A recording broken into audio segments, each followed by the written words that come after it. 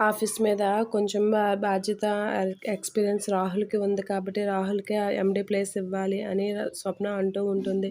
ఇంటికి వారసుడైన కళ్యాణ్‌కి మానేసి రాహుల్‌కి ఎందుకు ఇస్తారని అనామిక అంటూ ఉంటుంది. ఆళ్ళిద్దరూ అయినా కళ్యాణ్‌కి ఇంట్రెస్ట్ లేదు కదా! ఎలా ఇస్తారు అని చెప్పేసి స్వప్న అంటూ ఉంటుంది. ఆ మాటలు విన్న రుద్రాని వాళ్ళైతే అవునన్నయ్య ఇంత రాహుల్‌కే ఎక్స్‌పీరియన్స్ ఉంది. కళ్యాణ్‌కైతే కవితలు రాయడం తప్ప ఆఫీస్ పనులు ఏమీ రావు కాబట్టి రాహుల్‌కి ఇచ్చేద్దామా అని అంటూ ఉంటుంది. ఏమంటావు అన్నయ్య నువ్వు చెప్పు అని సుభాషిణి అంటూ ఉంటుంది. ఆ మాటలకి సుభాష్ అయితే ఇంట్లో రాజు ప్లేస్‌లో ఎండీ అయ్యే ప్లేస్ ఒకళ్ళకే ఉందని చెప్పి సుభాష్ అంటూ ఉంటాడు.